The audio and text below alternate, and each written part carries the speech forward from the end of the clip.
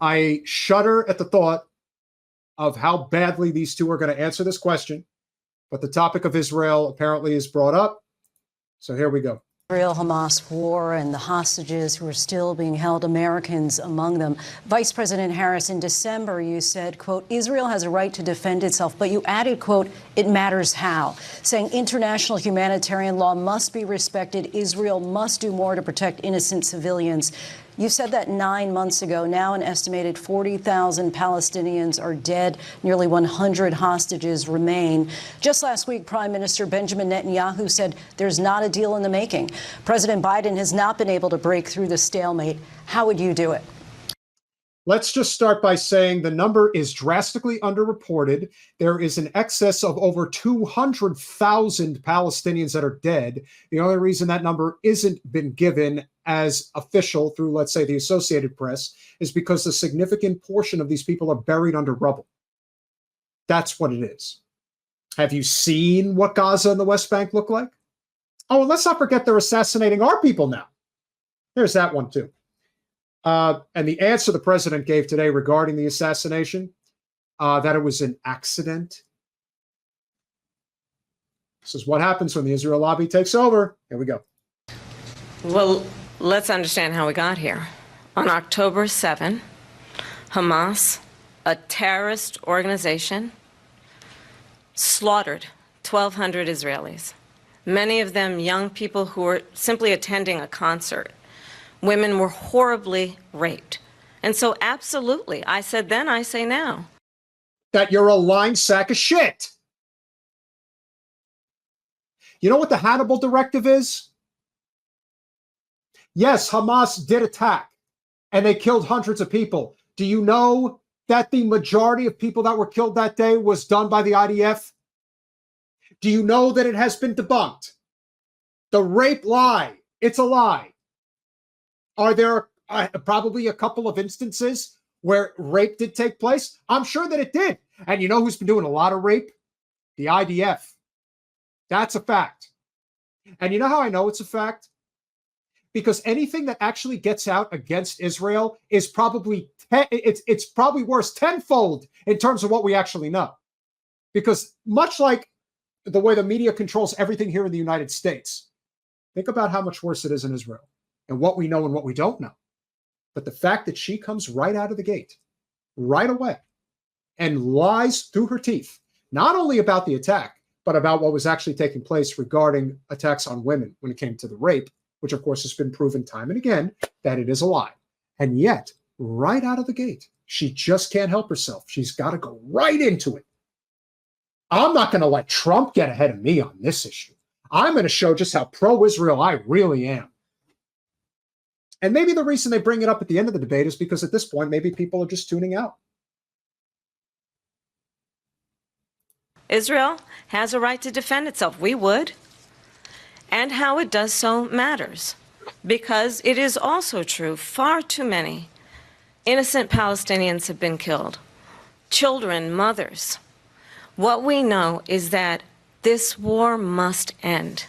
It must end immediately, and the way it will end is we need a ceasefire deal and we need the hostages out. And so we will continue to work around the clock on that. Work around the clock, also understanding that we must chart a course for a two-state solution. And in that... That is BS. Everyone knows that it's BS. And when you say that we need the hostages back, do you mean the Israel and Palestinian hostages? Or do you just mean the supposed Israel hostages that we all know are political pawns and almost assuredly almost all of them will die because they will be used for cannon fodder to prolong the genocide? That has always been the intention, because if it wasn't, people would be talking about the fact that the Palestinian to Israel ratio when it comes to hostages is 100-to-1. There are 10,000 that we know of, Palestinian hostages. There are maybe 100, supposedly, Israel hostages. That doesn't get talked about. Because as we know, human life is valued completely differently when it comes to people that are from Palestine. And of course, when it comes to the Israelis, there are no rules. There are no laws. Do what you want. Just because Kamala will present her argument in favor of Israel in a more cheerful manner isn't going to change the fact that they both favor the genocide. I can't even imagine what Trump's going to say, but we'll see. That solution, there must be security for the Israeli people and Israel, and in equal measure for the Palestinians. But the one thing I will assure you always, I will always give Israel the ability to defend itself, in particular as it relates to Iran and any threat that Iran and its proxies pose to Israel. But we must have a two-state solution where we can rebuild Gaza, where the Palestinians have security, self-determination, and the dignity they so rightly deserve. President Trump, how would you negotiate with Netanyahu and also Hamas in order to get the hostages out and prevent the killing of more innocent civilians in Gaza? If I were president, it would have never started. If I were president, Russia would have never, ever, I know Putin very well, he would have never, and there was no threat of it either, by the way, for 4 years, have gone into Ukraine and killed millions of people when you add it up, far worse than people understand what's going on over there. But when she mentions about Israel, all of a sudden, she hates Israel. She wouldn't even meet with Netanyahu when he went to Congress to make a very important speech. She refused to be there because she was at a sorority party of hers. She wanted to go to the sorority party. She hates Israel. If she's president, I believe that Israel will not exist within 2 years from now. And I've been I was just going to say, not because I think Trump knows what he's talking about, but like I said, I knew he would come at this even harder. What a fucking surprise. But you know what? He may be right. Perhaps Israel won't exist 2 years from now. You know why? Because in the short run, Israel is going to win, and they're going to win a lot. But in the long run, they're going to lose everything because they are brazenly barbaric and genocidal. And eventually everyone turns on that. I mean, you see the amount of people that are parading in the streets of Tel Aviv as we speak. That's not going to stop. It's only going to get worse. Because eventually they know that if they push the button too far with a country like Iran, it's not going to end well. It's just not.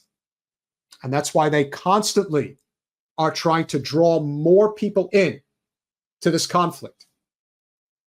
But this is one of those rare instances where Trump can say whatever the hell he wants, and it doesn't matter because Kamala Harris is the vice president right now, and they, along with President Biden, have the authority to do whatever is necessary to end this genocide. And not only are they not doing that, they are accelerating it. pretty good at predictions, and I hope I'm wrong about that one. She hates Israel. At the same time, in her own way, she hates the Arab population because the whole place is going to get blown up. Arabs, Jewish people, Israel will be gone. It would have never happened. Iran was broke under Donald Trump. Now Iran has $300 billion because they took off all the sanctions that I had. Iran had no money for Hamas or Hezbollah or any of the 28 different spheres of terror. And they are spheres of terror, horrible terror. They had no money. It was a big story, and you know it. You covered it very well, actually. They had no money for terror. They were broke. Now they're a rich nation, and now what they're doing is they're spreading that money around. Look at what's happening with the Houthis and Yemen. Look at what's going on in the Middle East. This would have never happened. I will get that settled and fast, and I'll get the war with Ukraine and Russia ended. If I'm president-elect, I'll get it done before even becoming president. See, now he makes a statement like that, and it gets me wondering if this is one of those things where certain people are basically telling him, we will make sure we get you the votes to become president, and this is what needs to be done regarding getting this conflict taken care of if you were the command. I mean, listen, Reagan did something very similar when he was running against Carter, and we're going to get the hostages out of Tehran. I mean, listen, this is politics. But when he says that she hates Israel, not really, but when he also says that she hates Arabs, yeah, just like you do. What's the difference? You're at least more bombastic and honest about how we'll actually do business. She, on the other hand, is trying to make it seem like, oh, we can split the difference. Spheres of terror. Terror. Should be making fun of him for that one. Am I right, Schultze? We'll finish this up. Vice President Harris, he says you hate Israel. That's absolutely not true. I have my entire career and life supported Israel and the Israeli people. He knows that. He's trying to, again, divide and distract from the reality, which is it is very well known that Donald Trump is weak and wrong on national security and foreign policy. It is well known that he admires dictators, wants to be a dictator on day one, according to himself. It is well known that he said of Putin that he can do whatever the hell he wants and go into Ukraine. It is well known that he said when Russia went into Ukraine, it was brilliant. It is well known he exchanged love letters with Kim Jong-un. And it is absolutely well known that these dictators and autocrats are rooting for you to be president again because they're so clear. They can manipulate you with flattery and favors. And that is why so many military leaders who you have worked with have told me you are a disgrace. That is why we understand that we have to have a president who is not consistently weak and wrong on national security, including the importance of upholding and respecting in highest regard our military. Vice President Harris, thank you. They're the ones, and she's the one that caused it, that's weak on national security by allowing every nation last month for the year, 168 different countries sending people into our country. Their crime rates are way down. Putin endorsed her last week, said, I hope she wins. And I think he meant it. That's a good comeback. I hate to say it. It's like they're so not appealing. There's something so unappealing about both. That's what's amazing. I actually thought Trump did better as president on foreign policy than he did on domestic policy. That's my opinion. Can agree to disagree, but I think the way that he handled North Korea was probably one of the hallmarks of his entire presidency. There's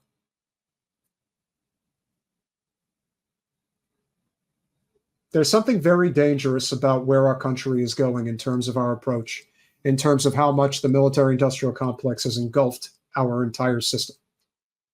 And you know, she can say what she wants, but the truth is that she is just as hawkish, if not more so. In fact, I believe she is. That's my gut feeling. More so because I don't think she is much more controllable than he is. Because what he's gotten away with is absolutely incredible. It wouldn't have happened with me. The leaders of other countries think that they're weak and incompetent, and they are. They're grossly incompetent.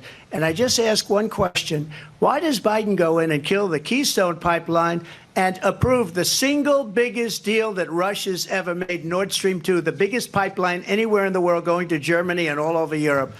Because they're weak and they're ineffective. And Biden, by the way, President gets paid Trump, a lot of money. Thank you. We have a lot of issues to get to. Don't we? Yeah, definitely not. Definitely not something that I think you look at the response to Israel, Palestine from the two of them. I can't decide who was worse. I can't. I guess you would say that Kamala's response was worse because that's who's in power right now. As I said before, Trump could say whatever the hell he wants. He's not there. Everything changes the second he gets in there. And as Nelson so eloquently puts it, both bought out by the corporate empire.